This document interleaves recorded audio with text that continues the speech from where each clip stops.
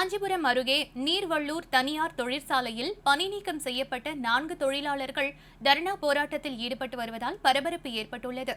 காஞ்சிபுரம் மாவட்டம் நீர்வள்ளூர் பகுதியில் தனியார் எலக்ட்ரானிக்ஸ் உதிரி பாகம் தயாரிக்கும் தொழிற்சாலையில் 1500க்கும் மேற்பட்ட தொழிலாளர்கள் பணிபுரிந்து வருகின்றனர்.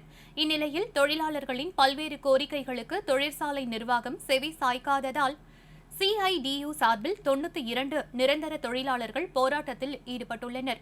இதற்காக 92 நிரந்தர தொழிலாளர்களையும் தொழிற்சாலை நிர்வாகம் பணி நீக்கம் செய்துள்ளது.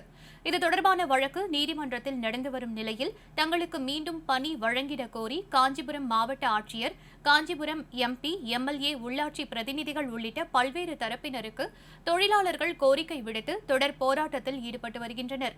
இதனிடையே பணி நீக்கம் செய்யப்பட்ட 4 தொழிலாளர்கள் தொழிற்சாலையின் உள்ளே நுழைந்து தொழிற்சாலையின் மேற்கூரையின் மேல் அமர்ந்து தற்கொலை மிரட்டல் விடுத்து தர்ணா போராட்டத்தில் ஈடுபட்டுள்ளதால் பரபரப்பு ஏற்பட்டுள்ளது.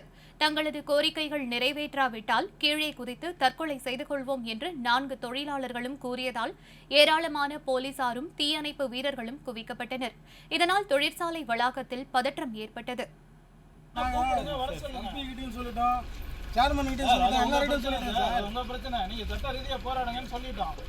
அதை விட்டுட்டு நாங்க எங்க ஊரை இப்படித்தான் பண்ணோம்னா அதுக்கு சட்டம் இடம் கொடுக்குமா? நீங்க சொல்லி என்ன சார் அதுக்கு சட்ட ரீதியா போராடுங்க சார். எவ்வளவு பண்ணி 2 வருஷம் போராடுங்க. அதுக்கு இதுவா தீர்வு? அதுக்கு இதுவா தீர்வு?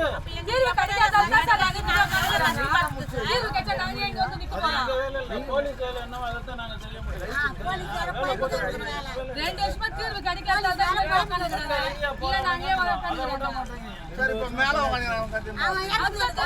சொல்லுங்க.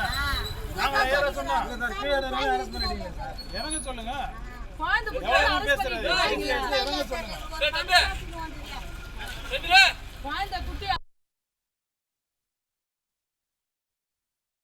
இதுல என் கணவர் வந்து நான் கல்யாணம் ஆகி இங்க வந்ததுல இருந்து அவர் இங்கதான் ஒர்க் பண்றாரு. அதாவது 15 வருடமா ஒர்க் பண்றாரு.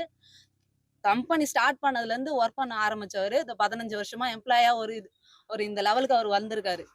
அவங்களோட கோரிக்கைகள் ஃபர்ஸ்ட் கம்பெனியில சொன்னாங்க.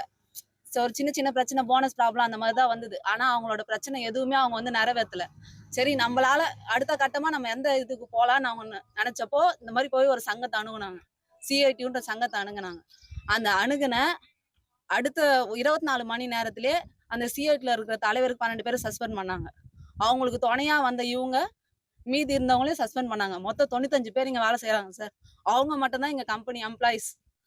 முறைப்படி இங்க ஒர்க் பண்ற தகுதி அந்த எம்ப்ளாயிஸ்க்கு மட்டும்தான் இருக்கு. அவங்க தான் அந்த ஆதில இருந்து இந்த கம்பெனியை உழைச்சாங்க.